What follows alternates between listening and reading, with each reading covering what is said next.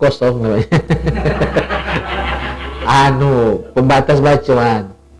Kati kertas kan, amplop. Oh, masuk tadi. Bismillah. Assalamualaikum warahmatullahi wabarakatuh. Waalaikumsalam warahmatullahi wabarakatuh. Bismillahirrahmanirrahim. Alhamdulillahirabbil alamin. Wassalatu wassalamu ala asyrafil anbiya wal mursalin wa ala alihi wa sahbihi ajmain, amma ba'du. Ikhwani fillah rahimakumullah, puji syukur mari senantiasa kita haturkan, kita persembahkan ke hadrat Allah Subhanahu wa taala yang senantiasa mengaruniakan kita nikmat yang tak terhingga banyaknya, utamanya nikmat iman, nikmat Islam, kesehatan, keafiatan, kesempatan, sehingga alhamdulillah syukur pada malam hari ini dengan segala aktivitas kita, kesibukan kita, kecapean wal kesengalan kita, masih Allah perkenankan kita hadir pada malam hari ini di cawisan rutin kita di markas besar Majelis Al-Barakah Bikers Fi Sabilillah Banyuasin. Semoga pertemuan kita ini, taklim kita, cawisan kita, dan semua gerakan kita yang kita niatkan, kita atur dan kita laksanakan bersama di Bikers ini adalah murni ikhlas semata karena Allah, bukan karena yang lain.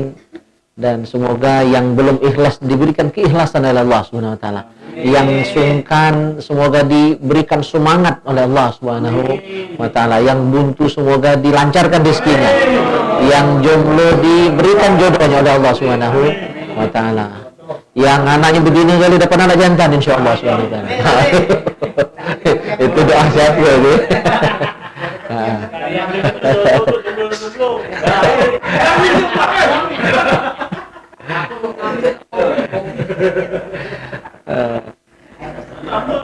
Ya, malam ini tetap semangat walaupun banyak yang izin. Ya, memang itulah fluktuatif, naik turun di mana-mana majelis seperti itu. Jangan mengurangi semangat kita, ya, jangan merajuk, jangan tubrobot, ya kan? Tak nyambung ya. Oleh nak ngolah kata dia masih disebut, ya kan? Iya, daripada sepi, jangan sepi hati pula kan?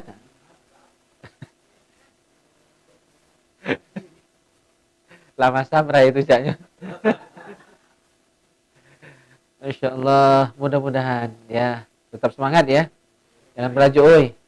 Iya, talma merajuk tuh. Sarung ojoknya. Iya. Ya, sekelat apa lagi kan? Salawat dan salam semoga senantiasa tercurah limpahkan ke hariban junjungan kita Nabi Muhammad SAW serta keluarga, sahabat dan pengikut beliau. Malam hari ini kita awali kajian kita, biasanya kitab akhlak dulu. Ini juga masih akhlak sih sebenarnya, kitab Al-Manhajus Sawi. Cuma kita bahas Al-Manhajus Sawi dulu, masih bahasan kita ulama usuk. Ini sengaja kita bahas bukan nak menjas orang ya, tapi supaya kita menghindar, jangan sampai kita punya tabiat yang buruk yang dijelaskan dalam kitab ini.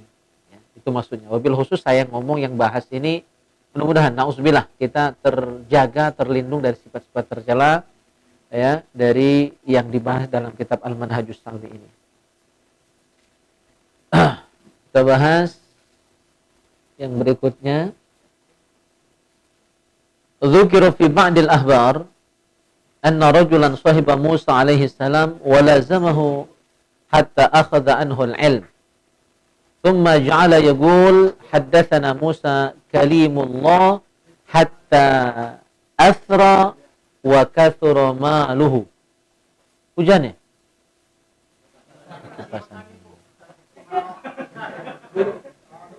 Kalau hujan alhamdulillah. Kan? Baca nambah jam gitu kan.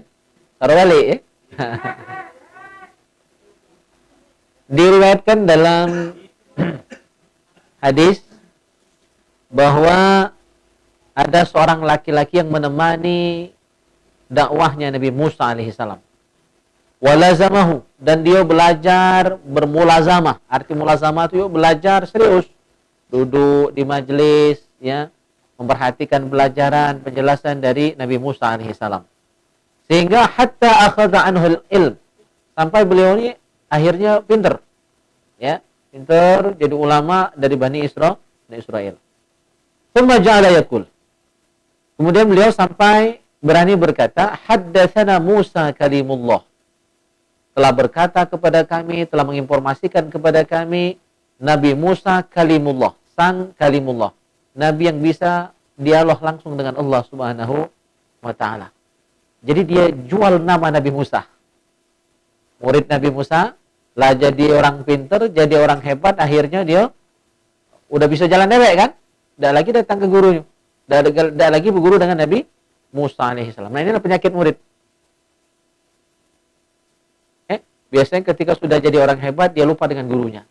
Bahkan kadang-kadang menganggap gurunya di bawah dia, level. Ya, karena dia sudah jadi orang terkenal, karena dia sudah jadi orang hebat. Nah, itu penyakit orang berilmu itu seperti itu. Maka orang berilmu, orang berete, orang ada jabatan, itu cenderung lebih mudah untuk sombong. Lebih mudah untuk riaknya, ujubnya, sum'ahnya. Karena dia ada peluang untuk itu. Ya. Nah, demikian juga dengan murid Nabi Musa ini. Hatta asra wa kathura maluhu. Sehingga karena dia sudah jadi dai terkenal, maka asra, ya, hartanya banyak, berlimpah. Dia mengumpulkan duit yang banyak. Ya, dari dakwahnya. Nah, ini juga mengingatkan kita semua, dakwah itu bukan profesi. Ya, jadi bukan profesi, dakwah itu tugas kita semua. Maka kita yang tergabung di majelis bikers subuh, bikers fisabilillah, tugas kita adalah dakwah sesuai kemampuan kita. Ya, ngajak kawan untuk ikut terlibat, ya kan? Minimal ngangkat sembako, bawa sembako dari markas ke tempat tujuan kita. Itu sudah bagian dari dakwah kita. Jadi MC itu sudah dakwah, ya. Jadi kameramen, ya kan? Jadi ketua tim IT, bahkan jadi asistennya, tukang antar ke Mac, jadilah itu sudah bagian dakwah kita. Ya kan? Termasuk juga yang menyiapkan konsumsi hidangan untuk kita di sini, masya Allah, ya, Sohibul Bait, ya, Bang Yudis keluarga besar, dibantu juga asisten Panglima ini. Pokoknya semua kita yang terlibat, hatta kita yang hanya hadir, ya, itu pun termasuk, ya, mujahid, ya, yang berjuang di jalan Allah Subhanahu wa taala. Nah, kita niatnya murni. Ya, siapapun yang tergabung di sini yang berjuang dalam dakwah ini, niat kita adalah untuk dakwah, ya, untuk ngajak orang, ya, menyembah Allah. Jadi bukan ngajak orang ke kita, bukan ngajak orang ke kelompok kita. Nah, itu harus dibuang jauh-jauh kalau ada pikiran seperti itu. Insya Allah kalau tak ikhlas, saya sering bilang, tak akan bertahan lama. Kalau ada kendak-kendak duniawi, ada tujuan-tujuan duniawi, tak akan tahan lama. Bukan berarti tidak boleh, ya. Bukan berarti tidak boleh ada niat duniawi, tapi jangan itu jadi tujuan utama. Itu walaupun tidak niat dapat tulah. Ya, dunia itu pasti ngirik.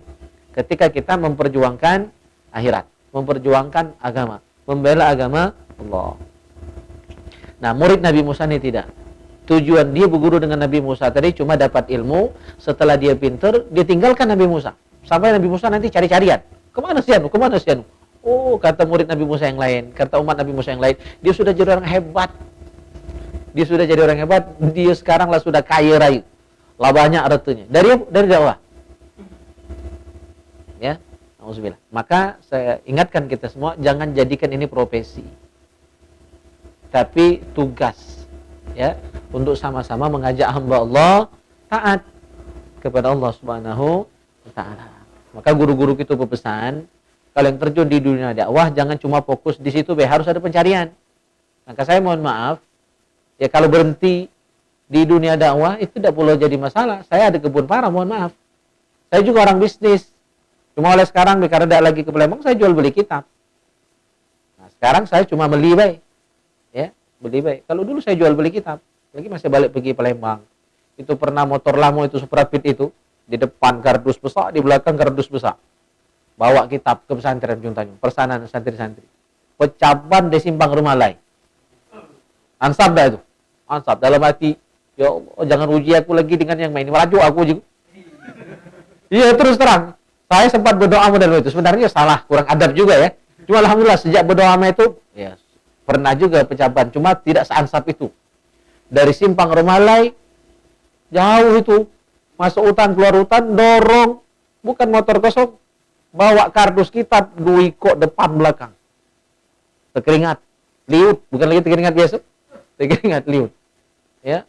Bukan di pangkal Rumah Lai. Lah di hampir ujung, tengah-tengah Rumah Lai. Persimpangan Rimbalai dengan Pelajar Ilir itu baru dapat bengkel. Mengas luar biasa. Maka sampai waktu itu merajuk aku dengan Allah. Ya Allah, juga kalau diuji lagi dengan main aku berhenti ngajar pesantren. Terus terang. Sudah itu baru sadar, ya Allah kurang ajar aku. Itu saking saronya waktu itu. Jadi saya juga ada bisnis. Ya, kebun para walaupun saya tidak mantang. Cara kita kan profesional ya. Cukup uang yang mantang kita terima setoran. Alhamdulillah. Ya, berkah dapat warisan ya kan. Mana aku tidak pernah buat kebun para itu sebenarnya. Alhamdulillah. Ya, kami 10 beradik dapat warisan. Alhamdulillah. Jadi jangan ngandelin, maksudnya begitu. Jangan cuma ngandalin dari dakwah.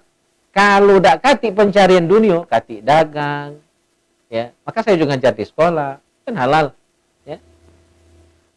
Saya juga penyuluh agama, saya juga penyuluh informasi publik, ya. Nah, itu. Jadi tidak ngandelin.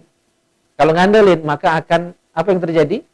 Dijadikan dakwah itu sebagai profesi. Itu.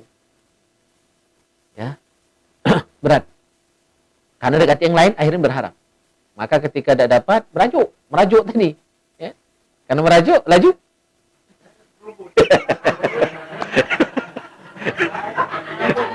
Tak nyambung. Malam ini tak nyambung ceritanya ke sana. Ya. Itu cocok logi lah itu. Jauh itu antara merajuk ke Tebrobo itu jauh itu. Cuma karu gara-gara merajuk, laju dia berlari ke warteg, ya kan, makan 2 piring 3 piring, nah itu baca.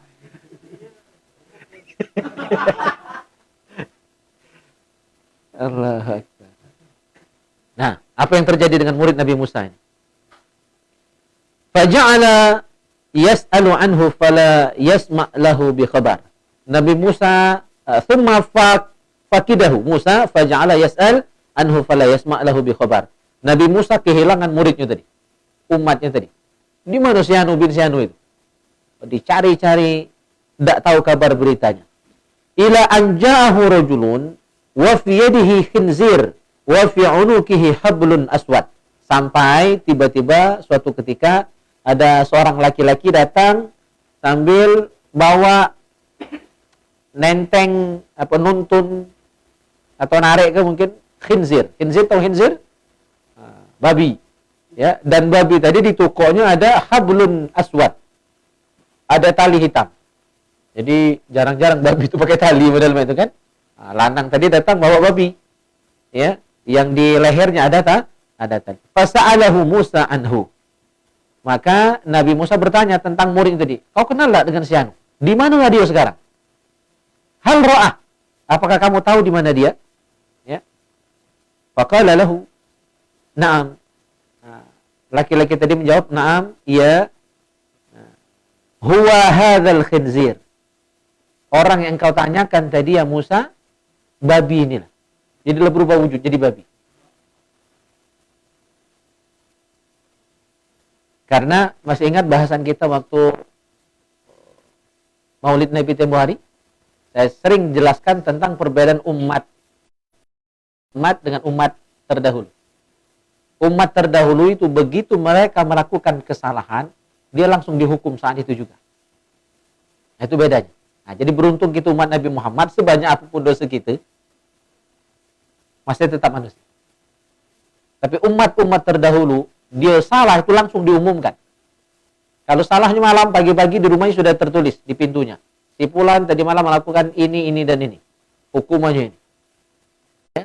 Mentang-mentang Allah tidak mengumbar aib kita, tidak bongkar aib kita, akhirnya laju basing sembarangan. Nah, umat Nabi Musa tadi berubah langsung jadi babi. Fasa'ala Musa rabbahu ayyu'idahu ila suratihi liyas'alahu amma asabah. Nabi Musa berdoa kepada Allah supaya muridnya tadi berubah lagi jadi manusia. Karena ingin ditanya, kalau masih wujud babi kan dapat jadi ngomong, dapat jadi ditanya. Nabi Musa berdoa supaya muridnya tadi jadi manusia lagi. Apa jawaban Allah? Fa'awhallahu ilaih. Allah mewahyukan kepada Nabi Musa, "Lau sa'altani bima sa'alani bihi Adam, faman ba'dahu lam u'idhu ila suratihi." Wahai Musa, seandainya engkau memohon, meminta berdoa, ya, dengan apa yang sudah dimintakan oleh Nabi Adam dan semua manusia setelahnya. Artinya gini, dari Nabi Adam, wujud kuat itu, sampai seluruh manusia yang pernah hidup ini minta dengan permintaan yang sama, dan aku balik ke dia, wujudnya semula, tetap balik itulah. Lakinni ukhbiruka an lima sana'tu bihi hakata. Tetapi kata Allah, aku akan kasih tahu kenapa dia berubah dari manusia menjadi babi. Kenapa berubah wujud? Menjadi wujud makhluk yang najisnya termasuk najis paling berat, najis mughalladhah. Ya, yang harus dibasuh 7 kali kalau terkena najis itu. Salah satu pakai tanah, saking najisnya itu. Apa kata Allah? Li'annahu kana yatubud dunya bid-din. Karena dia sudah mencari dunia dengan agama. Nah, yang jadi profesi tadi. Ceramah bertarif, ngajar bertarif. Ya. Saya tekankan di rumah.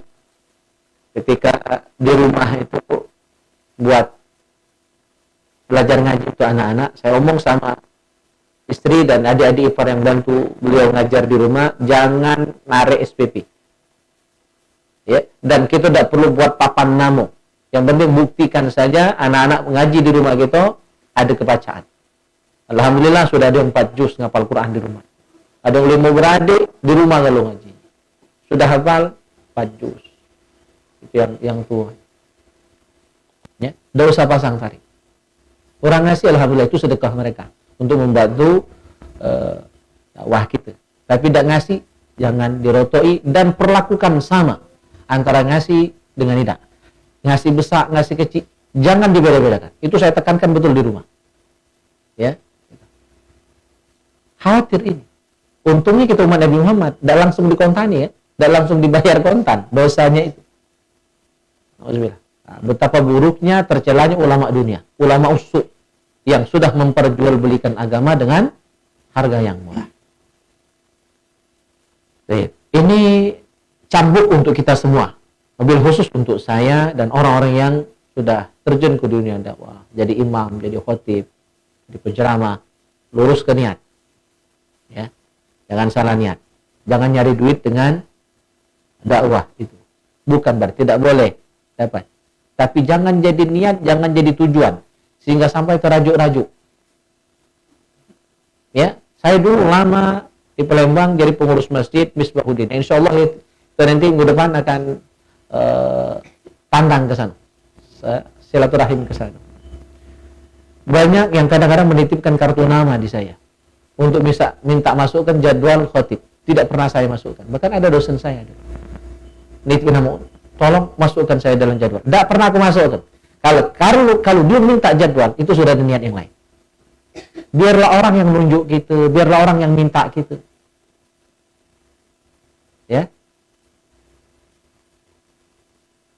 Ada ngomong, ngusul, bahkan ninggalkan kartu nama, telepon, tahan telepon, tolong masukkan. Itu sudah ada niat-niat lain.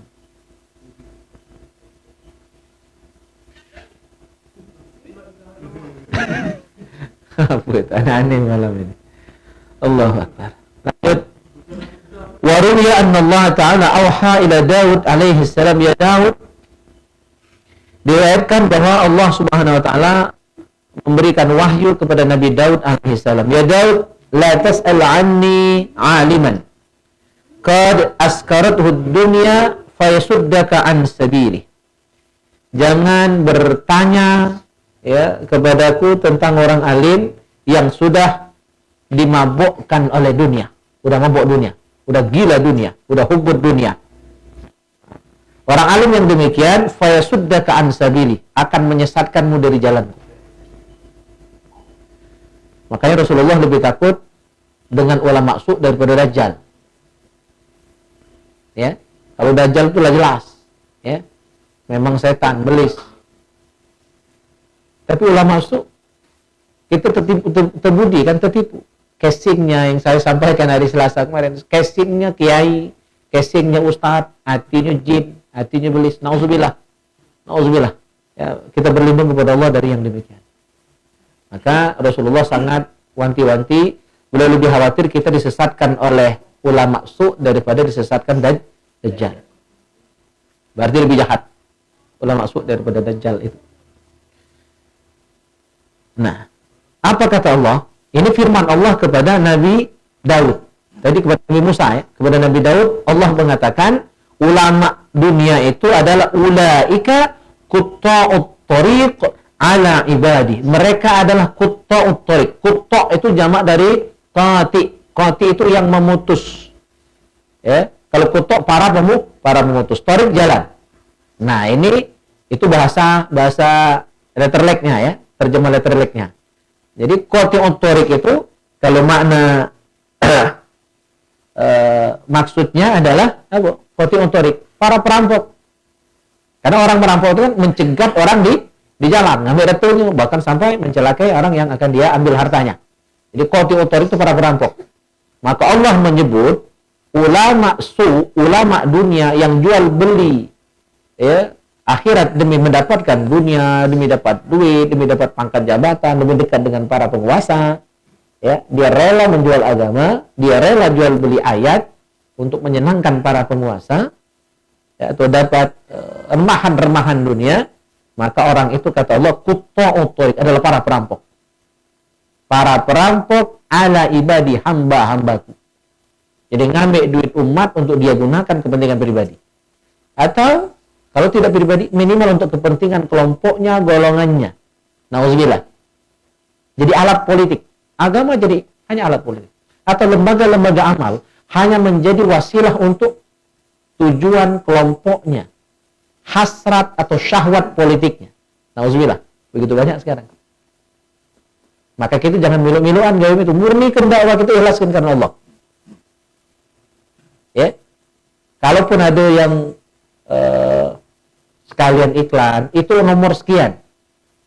Ya, jangan jadikan tujuan utama. Kalaupun ada yang nak nyalon kades, nak nyalon RT, nak nyalon RW, mungkin nak nyalon anggota DPR, silakan.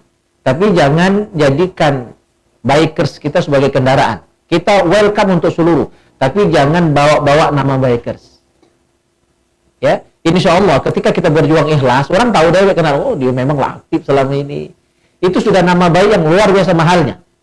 Tapi akan langsung rusak ketika kita nanti di pilkada, ya, di pilpres, milu-miluan. Saya dukung ini, saya dukung ini. Selesai gitu. Udah masuk rombongan ini. Qutta'ut thariq. Kita adalah perampok. Hamba Allah. Karena menjadikan perjuangan agama kita ini cuma untuk dapat dunia. Jelas? Ya. Nauzubillah.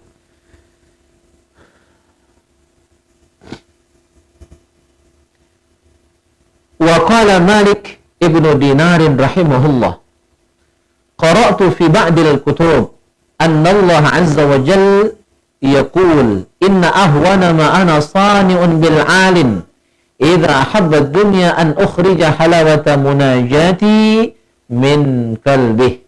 Kata Malik bin Dinar rahimahullah, beliau membaca beberapa kitab.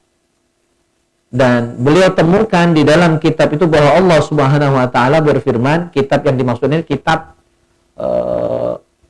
selain Al-Qur'an, ya, kitab-kitab Zabur, Injil, Taurat. Jadi kitab selain Al-Qur'an. Itu yang beliau maksud di sini. Nah, dan ternyata di dalam kitab-kitab itu disebutkan hukuman paling ringan. Hukuman paling ringan. Nah, tidak tahu yang paling beratnya.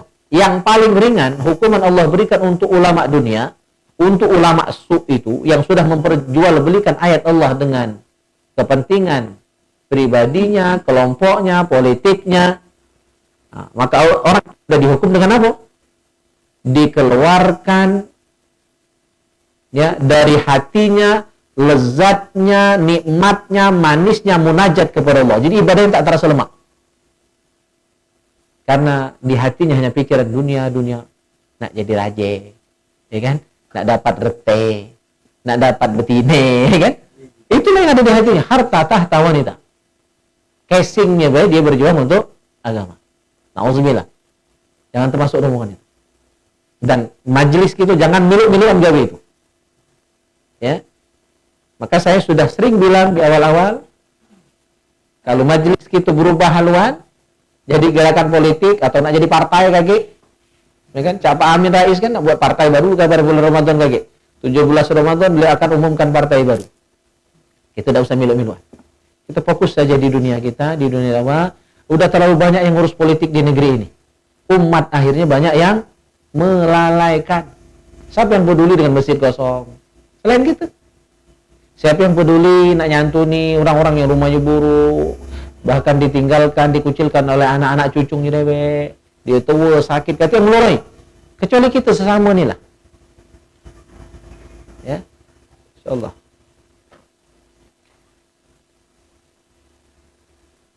Jadi hukuman paling rendahnya ulama so hilang kenikmatan ibadah. Tak terasa lemak ibadah. Ngaji berat, sembahyang berat, ya, awak berat. Karena bentet, ya kan? Allah. Nah, jadi ini pelajaran untuk kita. Kalau dari Malik bin Dinar ini berarti kalau ibadah kita tidak terasa lemak, ya, caknya berat, pecahin terpaksa, berarti ada masalah tuh. Ya, berarti hubud dunia sudah mulai bersemayam di hati kita. Nah, cepat-cepat buang. Bukan tak boleh dapat dunia, tapi jangan sampai dunia itu masuk ke dalam hati. Ya, dunia itu kata guru saya Kiai Ahmad Syafi'i Yunus, cukup ditenteng mai, jangan dipekol. Ya, kalau ditenteng pas berat lepas ke buang ke lah. Mandi pekol, sayang nak melepas ke, takut pecah. Ya, atau dunia itu jangan masuk di hati. Ya, cukup di luar hati. Kalau dalam hati itu agak sakit hati, itu agak merajuk. Laju tuh.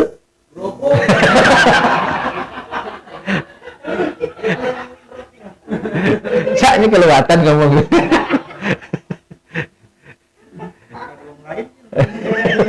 Satu orang lemahnya budaya ya. Allah.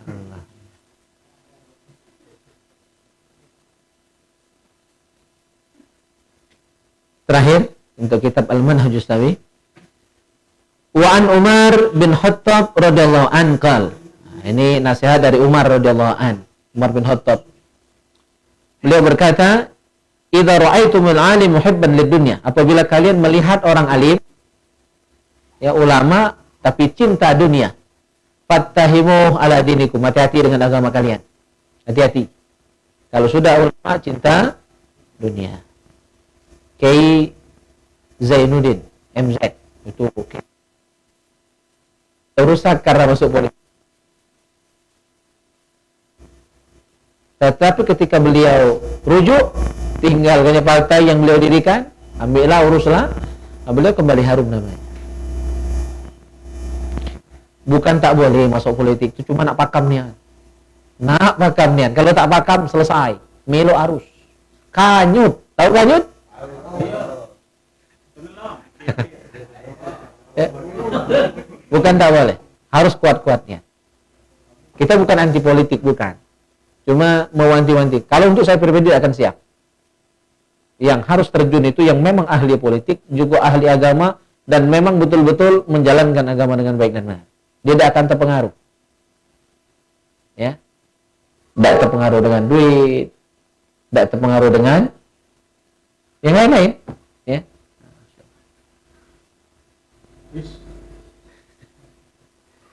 Jadi hati-hati kalau ada ulama yang hubud dunia. Karena apa?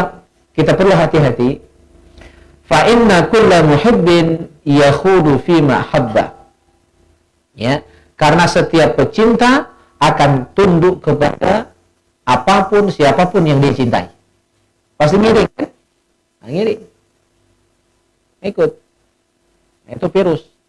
Ya, kubu dunia itu virus. Dia akan menularkan kepada orang-orang yang dekat dengan dirinya. Hati-hati. Nah, terakhir, nganyang lah isi kalau pendek juga. Wa dzukira anna nawawis syakat ilallah minnatani jiyafil kuffar. Disebutkan bahwa nawawis ini himar, keledai liar. Dia mengadu kepada Allah. Kan makhluk tuh, setiap makhluk bisa munajat dengan Allah, bisa ngomong dengan Allah. Nah, keledai liar ini dia mengadu kepada Allah Subhanahu wa taala tentang apa? Minnatani jiyafil kuffar. Tentang busuknya bangkai dari orang-orang kafir. Itu nih kalau mati kan jadi bangkai. Nah, bangkai manusia itu lebih busuk baunya daripada bangkai binatang. Pernah banding? Saya pernah. Jadi ikut pemakaman. Jadi ini karena masih keluarga, kelangnya seminggu. Ya, dimakamkan dekat situlah. Gali kuburnya. Ya Allah. Jadi selama prosesi itu nahan gitu. Cuma kita tidak ribut kan. Tapi paham, ya Allah. Inilah baju bau. Rasanya. Kita pernah nyium buntang tikus, buntang anjing. Ya, yang banyak ulat besar-besar putih besar itu ya, belatung itu pernah itu jengok. Pernah itu cium baunya. Tapi ternyata tidak sebau bangkai manusia. Dari sekian banyak manusia, bangkai orang kafir itu lebih bau lagi. Sampai nawawis himar, ya, himar liar itu dia ngadu kepada Allah tentang busuknya bangkai orang kafir itu. Faqila laha. Maka dikatakan kepada himar yang ngadu kepada Allah tadi, masih ada yang belum busuk, masih ada yang lebih busuk daripada bangkai orang kafir. Inna butuna ulama isu asyaddu mimma antum fih. Ya. Apa yang lebih busuk? Perutnya ulama su itu jauh lebih busuk daripada bangkainya orang kafir. Auzubillah. Allah. Baik. Saya cukupkan. Jangan leman gini. Tak galak makan itu kaki. Mau ke bangkai. Allah. Ya, buruk ya. Nah, ini kita bahas bukan untuk ngejas siapa-siapa bukan untuk nunjuk, tapi nunjuk diri dewek, bukan nunjuk orang. Hati-hati jangan sampai jadi orang yang demikian. Jangan kayak kamu ngadu-ngadu, nah juta sahar, tahu kiai ya, bukan nunjuk orang kita. Tapi ini secara umum saja. Maka siapapun yang merasa ya tobat. Termasuk yang ngomong ini harus lebih banyak lagi taubat. Lebih dulu taubat dari yang diomong. Nauzubillah. Kita lanjut dulu. Dapat itu baru buka tanya jawab ya. Kitab Akhlak kemarin terakhir adab pada ayah. Ayah yang penyayang ya. Adabnya belum kita bahas. Baru Abu Kasyafiq, ayahmu yang penyayang. Kita bahas bab yang ke-15. Kalau 15 berarti sudah 15 pertemuan kitab. Ini kita bahas ya. Masya Allah. Kenyang ngomong itu, kenyang angin. Allah. Adabul walad ma'a abi. Nah, adab seorang anak kepada ayahnya terhadap ayahnya. Ayyuhal walad al-mahbub, wahai anak yang tercinta, yang terkasih, yalzamuka an tata'addaba ma'a abik kama tata'addab ma'a ummik. Kita wajib beradab ya dengan ayah, dengan bak kita sebagaimana kita juga wajib beradab kepada ibu kita. Kan jarang dibahas adab dengan ayah nih. Karena memang ibu itu 3 kali lipat. Sehingga kadang-kadang adab dengan ayah kita lupakan, seolah-olah cuma dengan mak kita boleh hormat. Enggak, kedua-duanya. Ya, kita lahir karena kerjasama yang baik orang tua kita. Tanpa adanya kerjasama yang baik, ya itu tidak akan jadi. Jadi kata guru saya almarhum Ustaz Taufik, Mak Manu biar dapat anak, ya mudah, goyori kata beliau. Nah, goyori itu kan kerjasama yang baik. Kalau sekot tak galak, tak jadi. Ya, jadi itu kalau oleh apa? Buah salak, buah geranji, ya kan? Lanang galak, bejono kan? Ganji. Jadi kerjasama yang baik.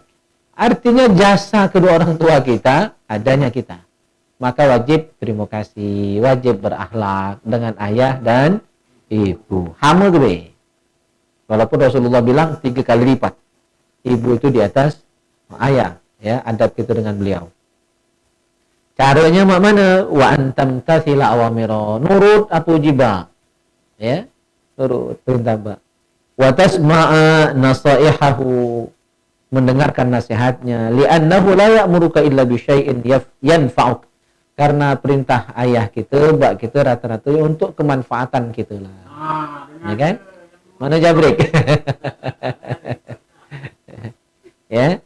Jadi pasti yang disuruh itu bagus-bagus. Pasti disuruh belajar. Kadang-kadang kan kalau masih kecil disuruh mandi, ya kan? Bangun pagi, ya, sholat subuh, suruh belajar dan sebagainya. Wala yanhaka illa an syai'in yadurruka, dan tentunya ayah kita tidak mungkin melarang kita kecuali yang bakal membahayakan gitu. Ya kan? Jangan manjat kayu. Ya. Ngantuk. Ya.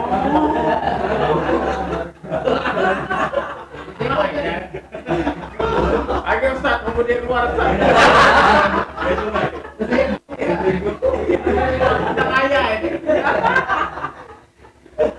Jadi yakini saja kalau disuruh itu pasti gawe baik. Ya kan? Kalau dilarang pasti bakal membahayakan kita turut. Kecuali kita lah tak medakan. Ini jelas salah. Tak wajib diikuti. Tapi tetap ketika tidak mengikuti perintah yang salah tadi tetap dengan akhlak, tetap dengan adab. Tak boleh mencak-mencak. Oh, bak ni, mi ni, tak boleh. Ya, tetap dengan cara yang baik ketika menolak kemungkaran yang mungkin disuruh oleh orang tua kita. Ya, tidak boleh tetap mencak-mencak, tidak boleh. Tetap ada akhlak.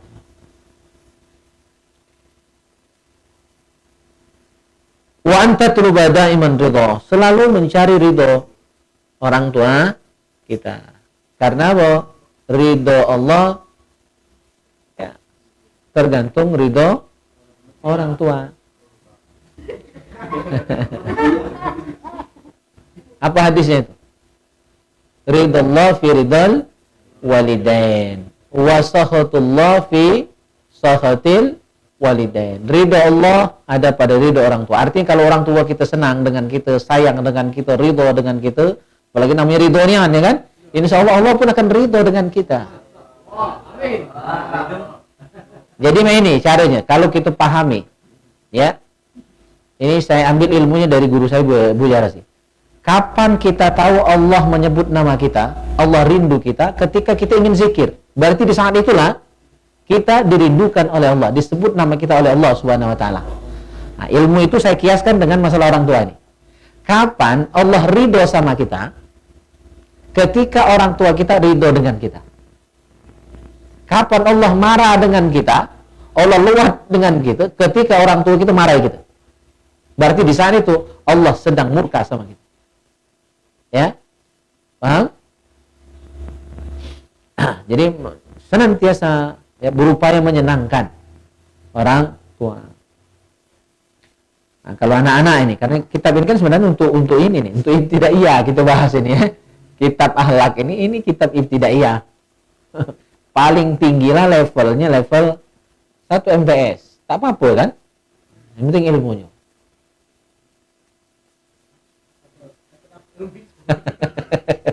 Kan SD dulu tak belajar, MTS, SMP tak belajar, ya kan?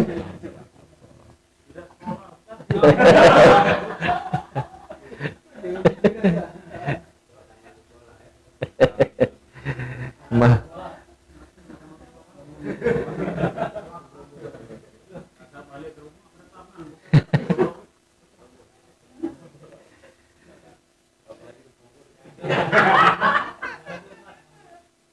Allah. Nah, mana cara mencari, menuntut, mendapatkan ridho orang tua kita, ayah kita, bi antuhafizo ala kutubika wa malabisika wa jami'i adawatika.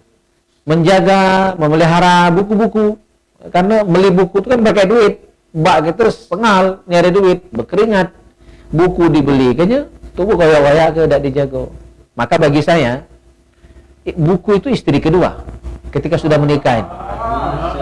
Saking sayangnya sama buku, ya.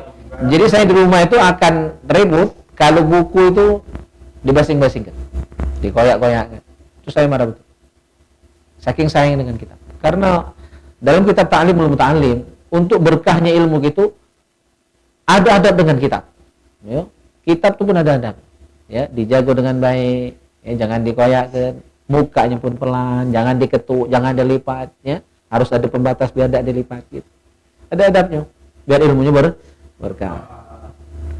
Wa malabisika, ya, pakaian. Ini kadang-kadang kita lagi budak-budak dulu kan. Nah, ini budak-budak sekarang kadang sudah balik sekolah tuh untal ke kan. Termasuk dulu ya, lagi SD dulu. Saya juga sih sama seperti itu dulu, belum belajar adab ini kan. Nah, sepan abang itu kalau nak sekolah lap aja pakai jari basah. Tip ek mulu kan. Allah. Ya kalau ingat masa lalu sama baik sebenarnya itu kan. Nakal juga. Bahkan terus terang sebenarnya saya sekolah SD 1 ini tidak pernah juara. Dan saya termasuk tidak ada prestasi sama sekali selama sekolah itu. Ya. Ya, rindu ya. Masya Allah ya. Bahkan saking sayang guru sama saya itu, saya sampai 7 tahun itu. Tamat SD itu 7 tahun. Dia bukan 6 tahun saya sekolah SD. Ya, cuma kelas 1. Karena saya masuk SD itu umur 5 tahun. Enggak pakai TK dulu. Ya. Baca belum baca, nulis belum baca, ngitung belum baca. Saya baru bisa baca itu kelas 3 SD. Bayangkan, saya ingat betul. Jadi labetnya 4 tahun kan, kelas 1 2 tahun. Kelas 2, kelas 3 4 tahun. Naik kelas tuh naik banyak labetnya. Dipikir sekarang, ya Allah. Ya. Jadi saya ingat dulu nulis huruf itu pecah kalkulator. Ya. Jadi angka itu petak-petak kan. Nah, 5 tuh kotak. Nah, itu ya. Karena saya belajar angka itu nengok kalkulator. Kelas 3 SD baru baca maca, baru baca nulis, baru baca ngitung. 7 tahun di SD. Jadi tidak ada prestasi apa-apa. Ya. Juara yang pernah saya raih selama SD itu paling tinggi juara 30 dari 33. Ya, dari 33 teman saya di kelas itu. Itu paling tinggi. Sudah tidak pernah. Alhamdulillah, ya. Nah, pas masuk pondok baru pacak nyicip juara. Ternyata di situ. Ya, pas di pondok 1 2 3 besar tuh selalulah. Ternyata nemu halnya di pondok. Ya, SD kati mbean. Untung dia masuk ke di pondok ya. Agak dipaksa dikit. Anak uju kati pilihan lain. Ya, masuk pondok. Allah.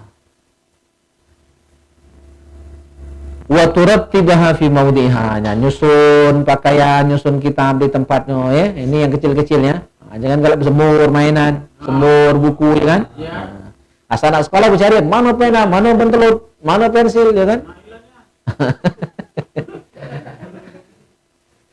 Wa anta jitahida fi mutala'ati durusika. Nah, serius sungguh-sungguh mutalaah pelajaran, ngulang-ngulangi bacaan ya. Yang belajar di kelas tulah, di sekolah tulah, di majelis tulah, balik di mutalaah ya, diulang-ulang. Wa ta'mala fil manzil wa kharijihi kullu syai'in yufarrihu qalbah.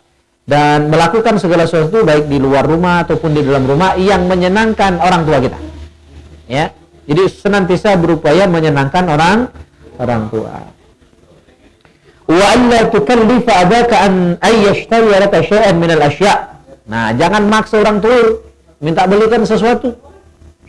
Ini kadang-kadang yang lebih besar pun begitu ya.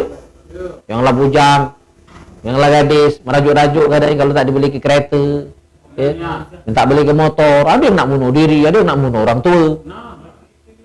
Banyak itu, ada yang ngubar-ngubar minta beli narkoba, nak ngapa orang tua. Nauzubillah. Banyak. Yo, guling-guling tanah ya, minta beli ke apa mobil-mobilan ya. Minta beli ke balon, minta beli ke Allah, jajan.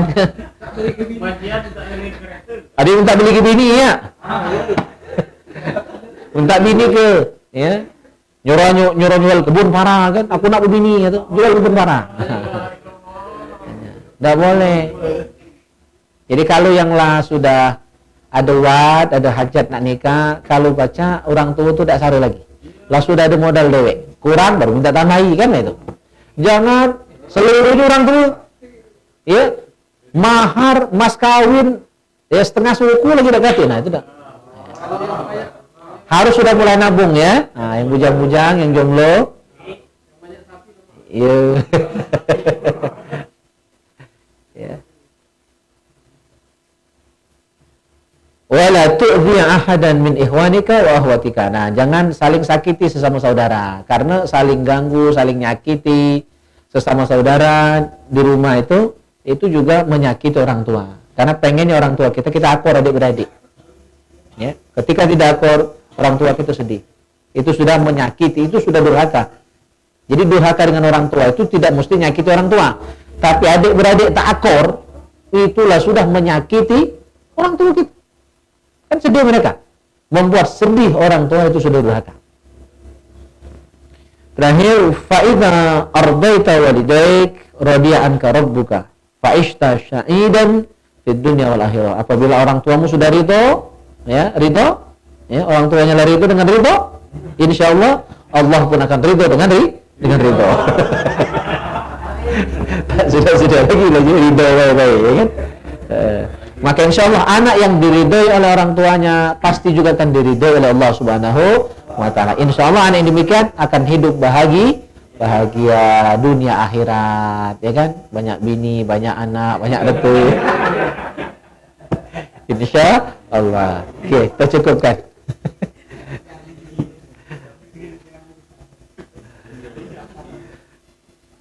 Allah.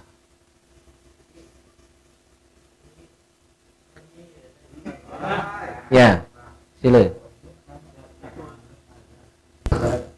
Ini Tat, ada pertanyaan dari jemaah online Tat, dari Majelis Al-Madlatila, dari Wa Ajedi. Assalamualaikum warahmatullahi wabarakatuh.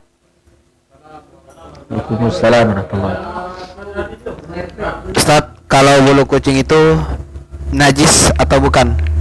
Sekian Ustaz. Iya, bulu kucing. Bulu kucing. Jadi kucing itu termasuk hewan yang suci, ya, karena dia adalah hewan yang biasa yatufu, biasa tawaf, biasa berkeliling, biasa main-main di seputar kita. Dan Nabi pun senang dengan kucing. Bahkan ada sahabat Nabi yang sampai bergelar Abu Hurairah. Padahal nama beliau itu Abdurrahman bin Sakhr, ya, itu nama aslinya. Telah diganti oleh Rasulullah. Nama aslinya Nian itu bukan, karena beliau awalnya kan non-muslim. Menjadi muslim diganti Rasulullah menjadi Abdurrahman. Ya, nama beliau. Lebih kita kenal dengan Abu Hurairah. Nah, di sini ada Kak Edi tuh. Nah, yang nanya Kak Edi. Yang contoh itu Kak Edi juga ya. Beliau senang kucing. Mampir ke warung beliau tuh, kucing galau itu. Kucing garamnya ada. Nah, beliau senang kucing. Bagus. Itu hewan yang sangat disenangi oleh Rasulullah SAW. Jadi kucing itu termasuk hewan yang suci. Dalam pengertian ketika dia bergaul sama kita engon, maka dia guling-guling sama kita, itu tidak najis, bulunya tidak najis.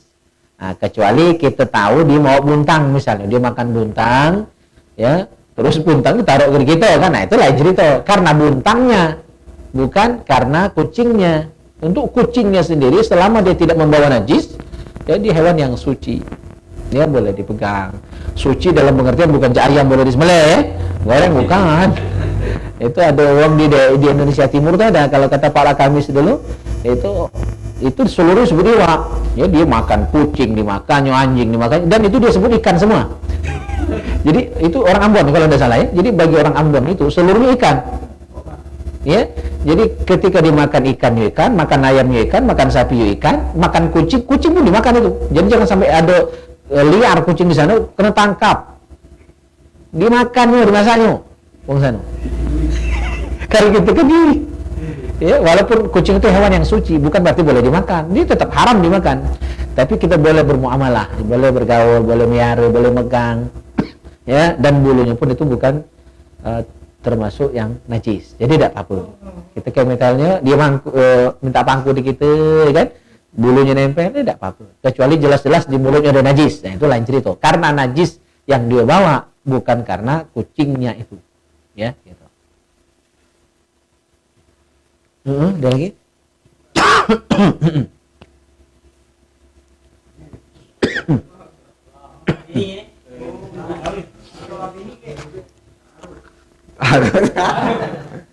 Ini Ustaz. Wih, ada suaranya. Jadi karena kan pernah nanya juga Ustaz, katanya kucing itu kan suci tadi. Ya. Nah, bulunya ngapa kalau saat kita sholat batal sholatnya kalau ada banyak bulu kucing di sejadah atau di pakaian sholat. Nah, ujinya kucing itu kalau masih di badan suci katanya Ustaz. Cuma saat dia karena dia tidak bisa dimakan, saat lepas bulunya jadi najis katanya Ustaz. Nah, jadi apalagi saat tangan kita basah ke sentuh itu Ustaz. Nah, itu gimana Ustaz? Asa apa? Iya. Jadi mungkin beliau mengambil ada hadis. Ma quti'a minal bahimati wa huwa hayyatun fahiya mayyitun. Itu memang ada hadis di Bulughul Maram. Jadi ada hewan yang anggota tubuhnya kita potong, ya. Bagian yang terpotong minal bahimah. Nah, bahimah itu apa dulu? Tidak seluruh binatang. Bahimah itu hewan ternak. Hewan ternak itu jenisnya apa? Ya, ayam, ya, bebek, kambing, sapi, kebo, ya kan? Unta. Itu hewan ternak ya. Hewan ternak. Makuti aminal bahimah. Jadi saya masih hafal hadis itu padahal ngapal kelas 2 MTS ya. Kelas 2 MTS tahun berapa? 96. Ya. Nah, sahabat tamat SD ini 95. Masuk ujung Tanjung berarti 96 kelas 2 MTS. Karena kitab Bulughul Maram itu kami pelajari di MTS kelas 2. Lalu siapa? Itulah bedanya hadis. Kalau hafalan selain hadis itu agak saroy, asal hilang-hilangnya ya. Nah, ini begitu ada yang nyentil, itu ingat hadisnya.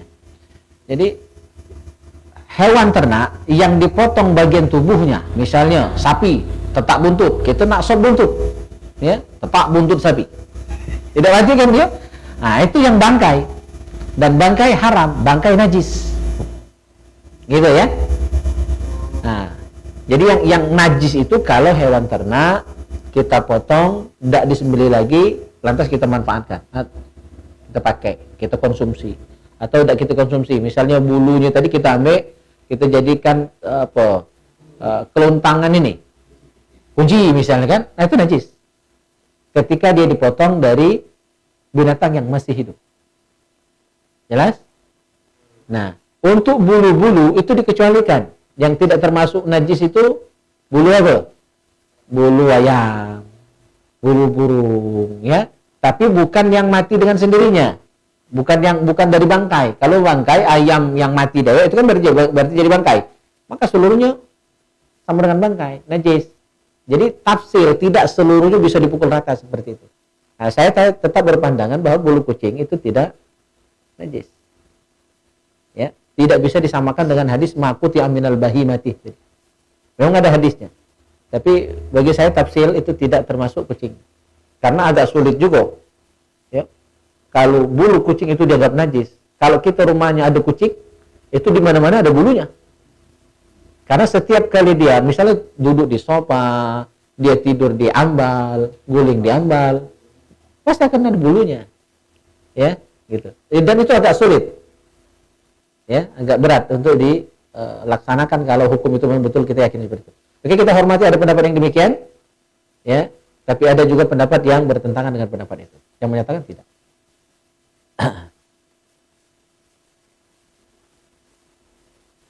Jadi dia sama cak bulu ayam. Ya, bulu ayam tidak najis.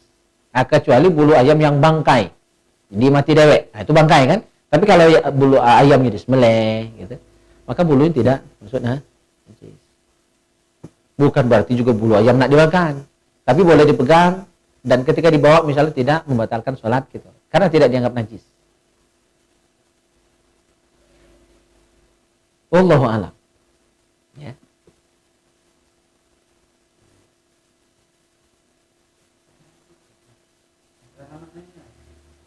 Oh, tumben Raihan kalem malam ini dia.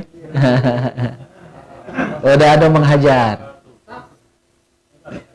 Iya.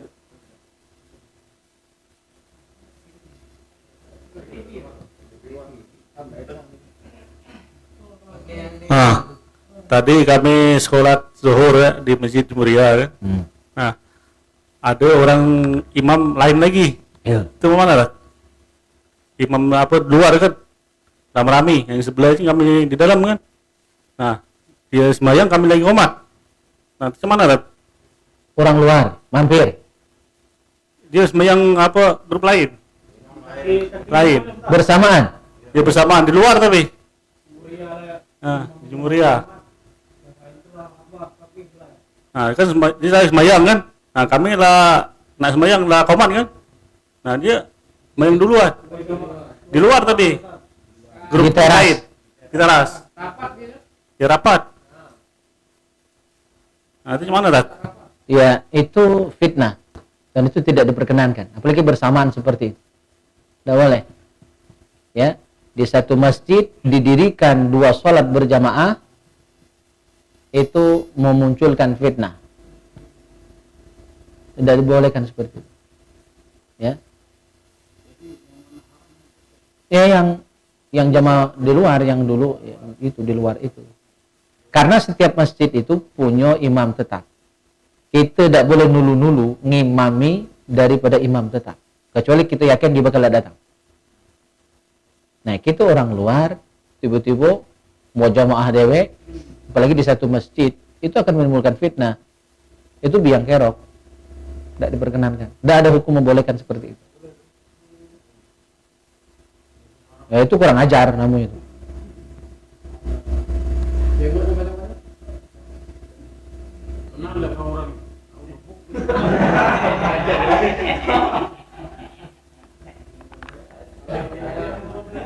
Bukan rombongan jamaah.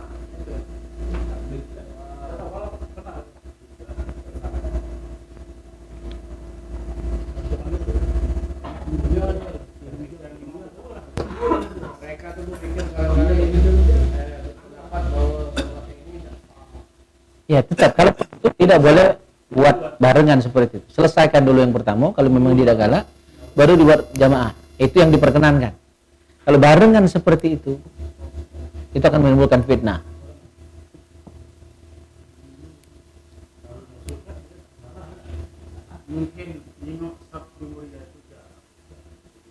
Ya, itu bukan masalah, karena masalah sop itu masalah sunnah. Fitnah itu sesuatu yang haram. Menimbulkan fitnah di masyarakat itu haram. Di dalam belum mulai. Ya. Duluan malah dia.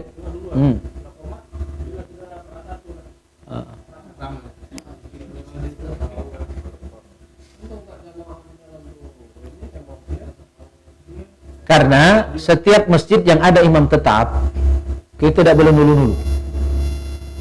Itu sudah menyalahi.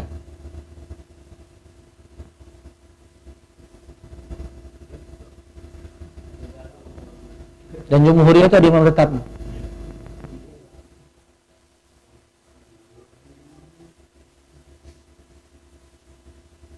Itu terlalu bersemangat. memang hati yang sholat keluar itu mudu-mudu ya. Jadi agak tapi mudu-mudu ya.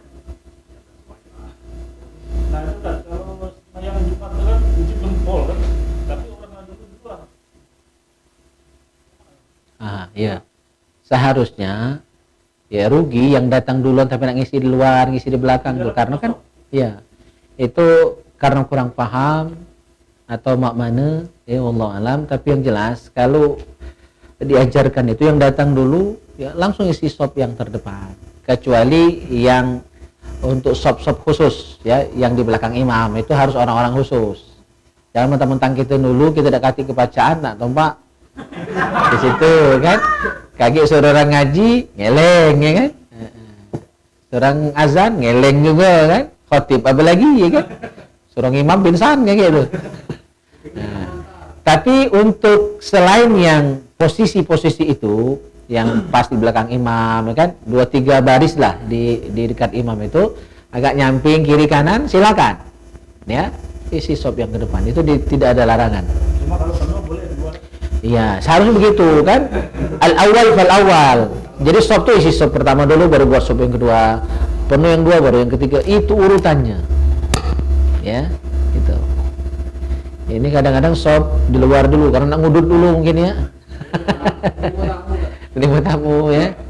Nah, itu rugi. Ya.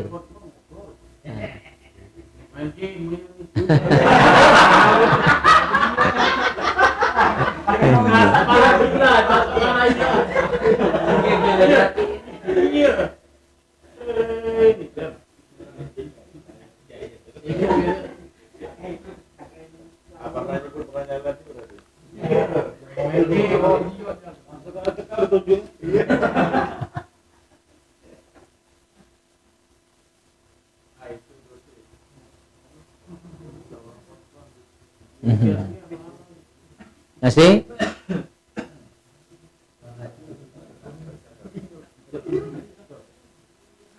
Assalamualaikum warahmatullahi wabarakatuh. Ustadz, di dusun kami itu kan kalau ada musibah biasanya kan kematian, jamaah ini, masyarakat ini kan takziahnya kadang sholat maghrib berjamaah di rumah yang meninggal itu kan sampai 1, 2, 3. Yang nak tanya itu kira-kira nilai berjamaahnya itu sama enggak kalau di rumah itu dengan di masjid? Kadang malahan sampai tinggal masjid nama itu, nah kan beramilah di rumah musibah itu kan daripada di masjid. Ya, itu bayatan. Ya. Jadi itu bagian dari tradisi. Istilah orang tubuhnya apa? Sholat keribuan. Keribohan. Ada ridho maksudnya itu ya. Cuma bahasa dusunnya minta keribuan. Ya. Itu sah, boleh, ya. Selama tempatnya suci, kan halal untuk kita kerjakan sholat pada tempat itu. Cuma kalau dibanding, tidak sebanding antara rumah dengan masjid. Bahkan antara masjid dengan musolah jauh berbeda. Ya. Hadis sering saya sampaikan, hadisnya Hasan dalam kitab Al-Jami' As-Shaghir disebutkan Imam Jalaluddin As-Suyuti, apa kata Rasul? As-salatu fil masjidil jami'. Ya. Sholat di masjid jami. Nah, masjid jami itu berarti masjid yang dipakai sholat Jumat. Yang tidak dipakai sholat Jumat namanya musola. Nah, antara masjid dengan musola saja sudah beda. Ya, apalagi rumah. Jadi tingkat masjid jami, musola, rumah. Jadi urutan paling bawah levelnya tuh makomnya. Jadi tidak sebanding. Ya. Nah, kalau di masjid jami, ta'dilu al-faridatu hajjatan mabrurah. Wan nafilatu kahajjatin mutaqabbalah. Di masjid jami salat fardunya senilai haji yang mabrur. Salat sunnahnya senilai haji yang diterima oleh Allah Subhanahu wa taala. Was salatu fil masjidil jami ala ma siwahu minal masajid. Salat di masjid jami dibandingkan masjid lain. Maksud masjid lain itu musola kalau dibahas gitu. Cuma diharapkan tidak dikenal musola. Hanya ada masjid dan masjid jami. Ya, masjid jami itu dipakai salat Jumat. Kalau masjid saja musola aja gitu. Tidak dipakai sholat Jumat. Maka nilainya berapa? Di masjid jami bi 500 kali lipat. Selain masjid jami siko. Ya, jadi tidak sebanding. Maka silahkan saja, tapi jangan sampai ngabisi jamaah masjid. Ya, bahkan pernah itu di beberapa daerah ndak kati ini azan di masjid itu. Seluruhnya ke rumah. Nah, itu yang salah. Itu berdosa. Itu berdosa. Ya, jadi kalaupun nak dikerjakan sholat di rumah, silakan diutamakan yang ahli musibah. Ya, disitulah dia nak kumpul-kumpul, ya kan, nak silaturahim. Ya, di masjid tetap berjalan. Cuma yang ironis yang sering terjadi itu kan tidak. Sampai ngosong ke masjid itu sering terjadi. Dan itu perlu kita sosialisasikan. Jangan sampai seperti itu. Bagi dua, Be. Ya, bagi dua, Be. Minimal itu paling tidak ya. Atau ya di masjid itu tetap harusnya lebih banyak. Tapi kan tidak, kan orang langsung menujunya ke rumah itulah. Yang tak kalau jamaah di masjid pun itu hari itu dia ikut berjamaah di rumah. Biasanya seperti itu kalau kita perhatikan. Nah itu kurang bagus, kurang baik. Ya, karena masjid tentu lebih utama. Karena khairul biqa masjid itu. Apa masjid? Khairul biqa, tempat terbaik di muka bumi itu masjid. Ya. Bukan yang lain. Masjid. Ya, jelas ya?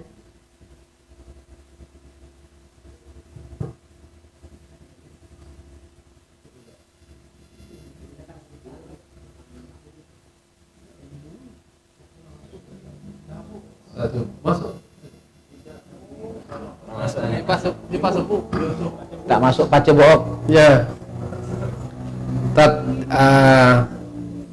Jadi semenjak saya tahu ikut majelis taklim yang dijelaskan Ustadz itu, jadi sudah sholat fardu itu aku tidak pernah lagi ba'diyah, kan? Dia yang kulakukan sudah sholat fardu itu adalah kodok karena banyak utang. Alhamdulillah. Nah, yang kutanyakan untuk kodok subuh tadi. Kodok subuh itu kita tetap kunut tadi. Tapi barangkali kan ada fitnah juga, apa agak uji imam yang kita sholat subuh tadi, dia dah sejalan apa mana dengan aku, apa aku ada salah kan? Dia mau paroko apa sholat ini kan? Atau boleh gitu tidak kunut tadi? Ya. Itu pertanyaannya. Terima kasih. Ya, mengkodok sholat subuh tetap sunnah membaca kunut, tetap sunnah. Cuma kalau ditinggalkan kan sholat tetap sah, Makanya memang mengkodok itu kalau takut fitnah, ya di rumah lebih baik, ya di rumah lebih baik. Apalagi sudah subuh itu kan banyak orang tidak tahu hukumnya, karena banyak yang tahu bahwa sudah subuh tidak boleh sholat. Nah, tapi dia tidak paham yang tidak boleh itu sholat apa. Ya, itu yang banyak ada paham. Memang benar sudah subuh, sudah asar tidak boleh sholat. Tapi harus diperjelas sholat apa. Yang tidak boleh sholat sunnah mutlak. Ya. Nah, tapi untuk kodok tetap boleh, bahkan wajib. Ya. Nah, cuma demi menghindari fitnah itu tadi. Jadi boleh saja. Ya, ditinggalkan takut orang mikir macam-macam. Karena menghindari fitnah itu wajib. Sementara melaksanakan kunut tadi sunnah. Boleh dalam hal itu.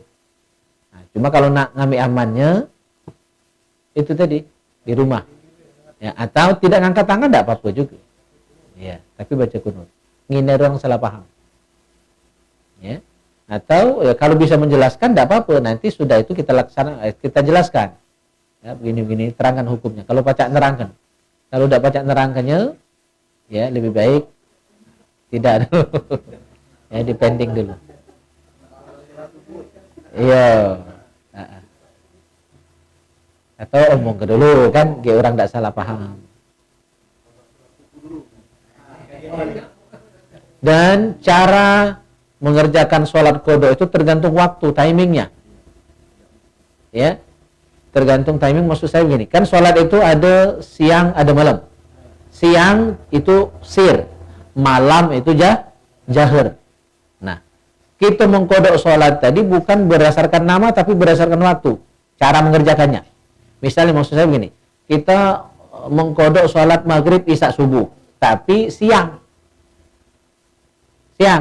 maka sholat maghrib, isya, subuh tadi kalau dikerjakan kodoknya di siang hari secara sir, walaupun aslinya sholat maghrib, isya, subuh itu jahar kan gitu. Pun sebaliknya, kita mengkodok sholat zuhur dan asar yang seharusnya sir, cuma kita ngodoknya malam, misalnya antara maghrib dan isya, maka dia ikut timingnya, ikut waktunya.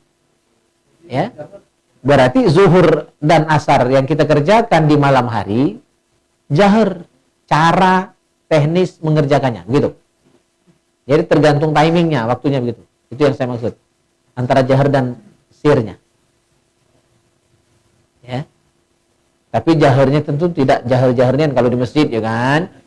Agak-agak terdengar lah suara jangan melengking nian kan mic pulau kan. Ngodok salat. Iya. Iya.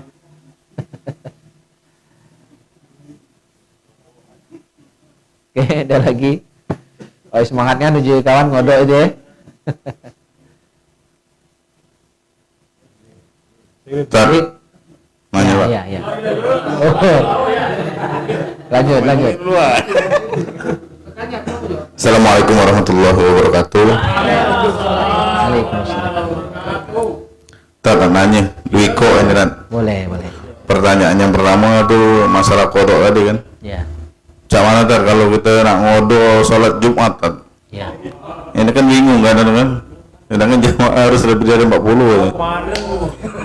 Kita tidak tahu selama ini mungkin ada yang lupa, ada yang lewat ya kan. Iya. Ya. Jadi seluruh kewajiban yang pernah kita tinggalkan, seluruh yang wajib.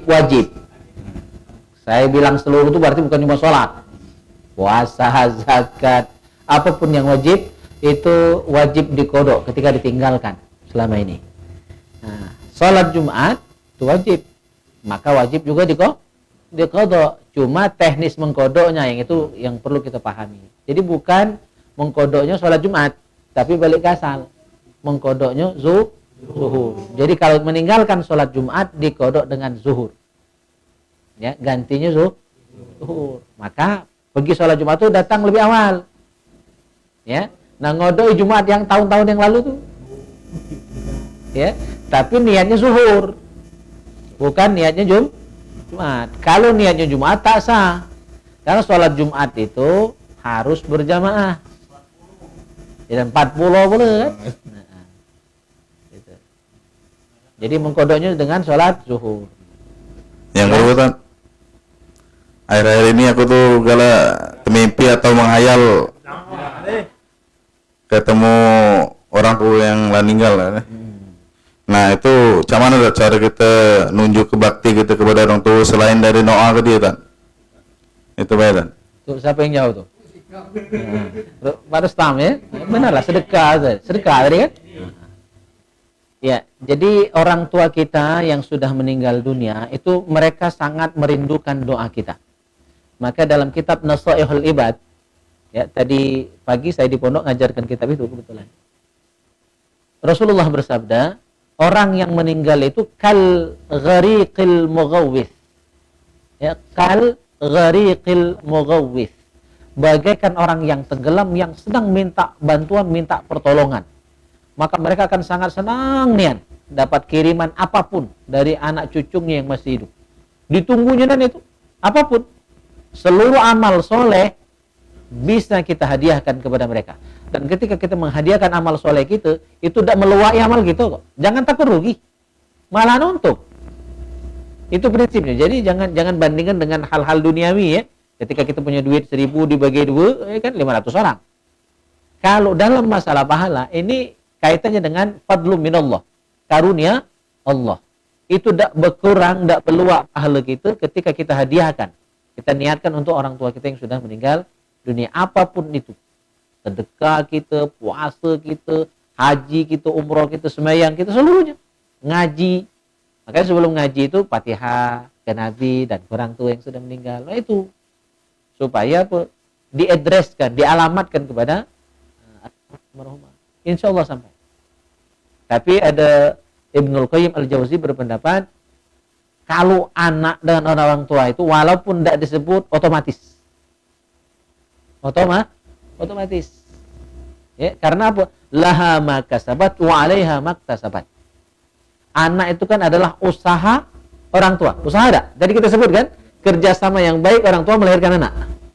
Nah, berarti otomatis saja karena anak itu usaha orang tua, ya, dan setiap usaha itu akan membuahkan hasil. Maka hasil usaha amal soleh sang anak otomatis ditransfer ke orang tuanya. Nah, ini pendapat Ibnul Qayyim Al-Jauzi. Ya, artinya walaupun tak diniatkan otomatis dapat. Tapi menurut ulama lain harus diniatkan biar tidak salah alamat, biar tepat sasaran sampai ke tujuannya. Jadi seluruh ya. Karena mereka memang sangat menantikan doa dari anak cucunya, amal soleh. Bahkan hanya bismillah misalnya. Bismillahirrahmanirrahim. Niatkan untuk orang itu sampai. Dan mereka senang, gembira. Ya, dapat manfaat dari bacaan bismillah itu. Apalagi Fatihah yang kita baca. Apalagi Al-Baqarah, apalagi Al-Quran 30 juz. Jadi setiap kali beramal soleh, sedekah walaupun cuma 1.000, niatkan dalam hati kita.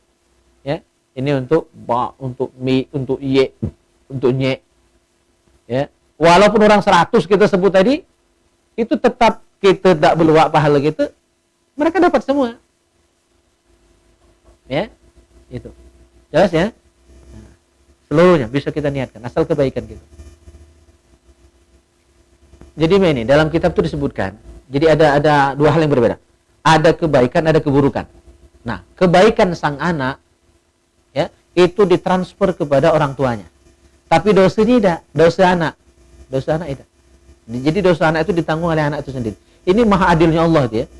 Seandainya dua-duanya ditransfer kalau dosa anak ditransfer ke orang tua, pahala yang ditransfer ke orang tua juga, alangkah banyak dosa orang tua gitu. Tapi Allah maha baik. Yang ditransfer itu hanya kebaikan sang anak. Dosa anak ditanggung anak itu dewek. Tidak ditransfer ke orang tuanya. Kecuali dosa anak tadi adalah warisan orang tuanya. Memang bimbingan baknya. Ya, memang ajaran baknya, nah maka itu orang tuanya dapat. Cuma kalau kenakalan sang anak itu oleh kenakalan dia pribadi, baknya tidak pernah ngajari, baknya justru melarang, dia masih nekat sampai bak meninggal masih melakukan kesalahan tadi. Ya, paham ya? Nah, jadi untuk pahala dapat orang tua, untuk dosa tidak, kecuali memang baknya ini yang ngajari dia dosa tadi. Nah, itu wajar kalau sama-sama dapat.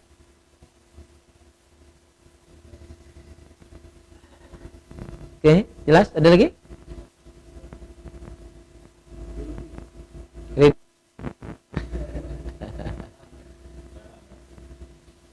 Kalem dan Raihan. Oh, caknya putus cinta ya? Ada yang nak disampaikan Tat. Masalah yang di Masjid Syuhada dia tuh. Oh, Di Bendam. Al-Ma'mun ya. Mana? Oke Tat, aku nak dia yang bahas itu. Nah, masih balik kodo tadi Tat. Ya biar lebih jelas kan gitu kan. Namanya belajarnya kayak udah tanggung-tanggung. Jadi ngodo itu Tat boleh sebelum sholat itu berlangsung dan sesudah Tat ya. Iya. Soalnya kita Kapan ngodo tuh? Kapan?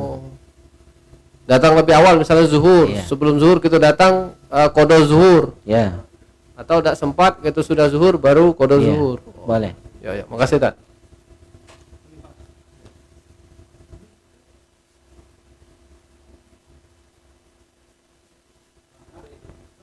Jadi dasarnya itu kalau ada yang nanya ngapa bebas mengkodok itu waktunya kapanpun, ada hadisnya Bukhari Muslim ya. Fal yusalliha idza dzakaraha. Jadi kerjakan kodok sholat tadi kapanpun teringat. Jadi bebas. Fal yusalliha idza dzakaraha. Nah, saya juga sekaligus ingin menerangkan bahwa ada yang anti kodok, anti mengkodok sholat, katanya tidak perlu mengkodok sholat. Nah, dalilnya itu ada, cuma salah alamat. Jauh panggang dari api. Dalilnya adalah hadis Aisyah yang ditanya tentang hukum mengkodok sholat bagi wanita haid. Ya memang tidak ada. Ya, wanita yang haid memang tidak wajib mengkodok sholat dan itu sepakat.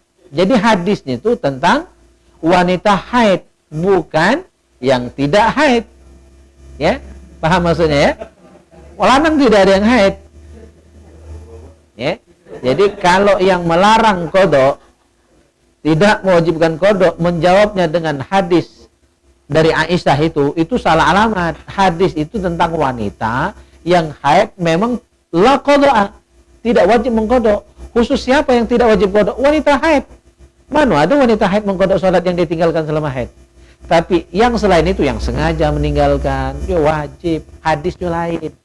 Jadi itu apa? Tidak nyambung. Dalilnya benar, cuma tidak sesuai tema.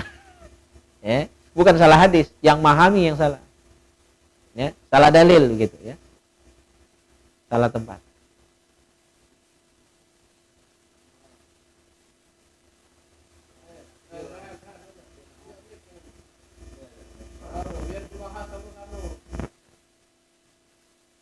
Ya.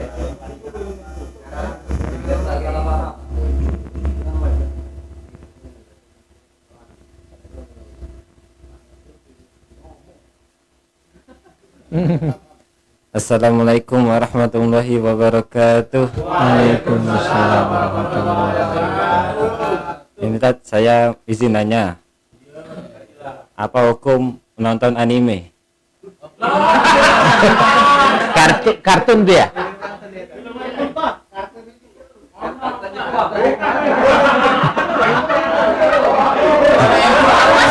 Ini Tat.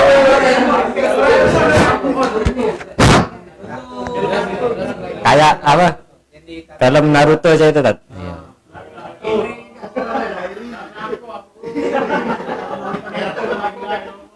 Ya. Ya, nonton kartun tuh justru lebih aman, ya kan? Karena dia bukan orang-orangan kan? Asal be tidak mengarah ke yang Doraemon yang tanda petik itu ya. Karena juga ada kartun yang tidak bagus ya, ada juga. Selama ya, kartunnya cuma untuk hiburan, tidak sampai menghabiskan waktu, tidak sampai melalaikan kewajiban, ya hukumnya boleh-boleh saja.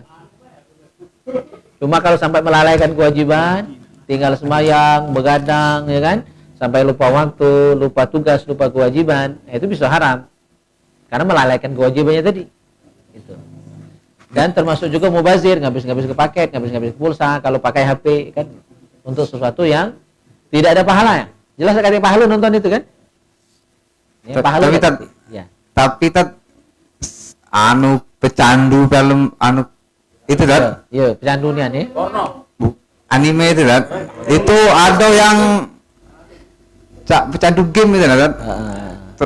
Hah? Iya, yang sampai nonton tenang-tenang itu jerit-jerit sampai itu banting-banting apa lah. Sampai iya. Itu game. Itu game. Tapi ada yang sampai mentalnya itu terlalu bapernya nonton film itu kan. Sampai rusak mental ya. Banyakan game-game itu. Itu yang Ya, itu yang tadi saya bilang berlebihan. Kalau cuma sekedar sesekali, ya udah apa-apa. Ya, yang namanya berlebihan tetap salah. Ya, kalau sudah sampai histeris seperti itu, ya, sampai nak nirunian karakternya, ya, sampai ngubah, sampai operasi, sampai buat baju, ngupah mahal, itu sesuatu yang mubazir, tidak ada nilai ibadah di dalamnya.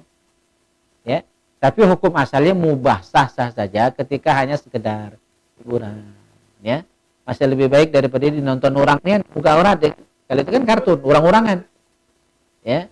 Nah, jadi hukumnya itu bisa berubah-ubah, ya, bisa makruh, bisa haram, ya. Kalau sudah sampai berlebihan, ya bisa haram, sampai lupa semayang, ngabis ke duit, beli paket, beli pulsa untuk hal-hal seperti itu saja, ya, itu perkara yang mubazir. Dan innal mubazirin kanu ikhwana syayatin, ya, orang yang mubazir dulur setan. Jadi banyak yang melarang itu kalau sudah sampai berlebihan. Jadi harap dibedakan antara sekedarnya saja dengan sudah sampai berlebihan.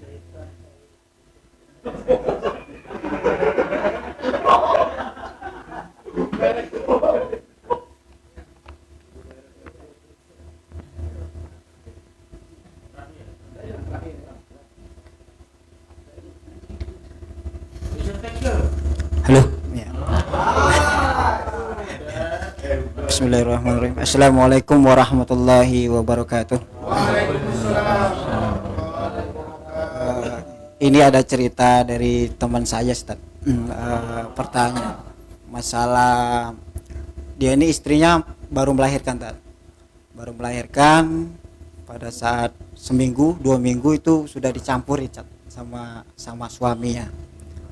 Sudah langsung dicampuri. Belum lepas 40 hari.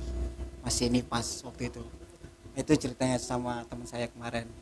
Jadi dia ini pengen minta ditanyakan sama Ustadz kan. Nah, yang kedua ini masalah haid tadi.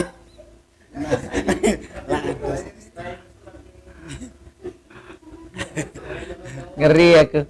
Iya, iya. Iya. Lanjut, lanjut. Masalah haid Ustadz. Kemarin kan dia ini istri kan haidnya cepet Pak. Dia 4 hari itu udah selesai, tapi belum Belum mandi. keramas ya, belum mandi kan. Tapi sudah langsung dicampuri oleh suaminya. Itu hukumnya apa, Ustadz? Ya. Apakah hukumnya haram ataukah gimana gitu? Mungkin itu saja. Terima Iya. kasih. Ya. Assalamualaikum Iya. warahmatullahi wabarakatuh. Waalaikumsalam. Ya, jawabannya sama itu, walaupun pertanyaannya dua. Dicampuri sebelum habis masa nifasnya, dan yang kedua dicampuri, digauli sudah habis masa haid tapi belum mandi. Itu dua-duanya haram. Ya, sang suami berdosa. Kalau itu kenapa dilarang? Karena itu sang istri ketika lagi sudah melahirkan itu kan masih sakit. Dan itu menyakiti, merusak kesehatan sang istri. Ya. Iya. Jadi itu dilarang, dan kalau baru tahu ya cepat taubat. Jadi karena itu dosa, maka solusinya ya taubat. Ya, istighfar, taubat kepada Allah, dan tidak boleh diulangi lagi. Jadi kalau ini ya suruh mandi dulu lah, kalau tidak sabar kan, suruh mandi dulu. Ya tidak usah nak mandi bersabun kan, yang penting basah ke seluruh badan, selesai, lajulah, ya kan? Borongan, ya. Udah itu kan mandi lagi juga kan? Ngesah kan ya, baik. Ya. Jadi harus setelah mandi wajib baru boleh hubungan itu dilakukan. Jelas ya?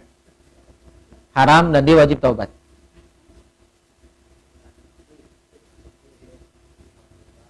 Cukup? Cukup ya, jadilah ya.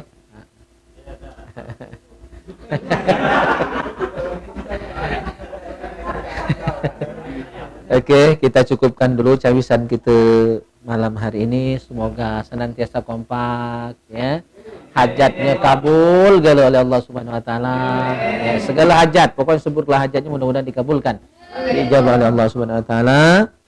Kita akhiri dengan doa kafaratul majelis. Subhanakallahumma wa bihamdika asyhadu an la ilaha illa anta astaghfiruka wa atubu ilaik. Bismillahirrahmanirrahim. Alhamdulillahirabbil alamin. Allahumma salli wa sallim ala sayyidina Muhammad wa ala ali sayyidina Muhammad. Allahumma ij'al jam'ana hadha jam'an marhuma wa tafarruqana min ba'dihi tafarruqan ma'suma. Allahumma ij'al anfusana anfusan tayyibatan mutmainnah ta'i'atan hafizatan tu'minu biliqa'ik wa taqna'u bi'ata'ik wa tarda biqada'ik wa tahsyaka haqqa khasyatik ولا حول ولا قوة إلا بالله العلي العظيم ربنا آتنا في الدنيا حسنة وفي الآخرة حسنة وقنا عذاب النار صلى الله على خير خلقه محمد وعلى آله وصحبه أجمعين الحمد لله رب العالمين تقبل الله منكم.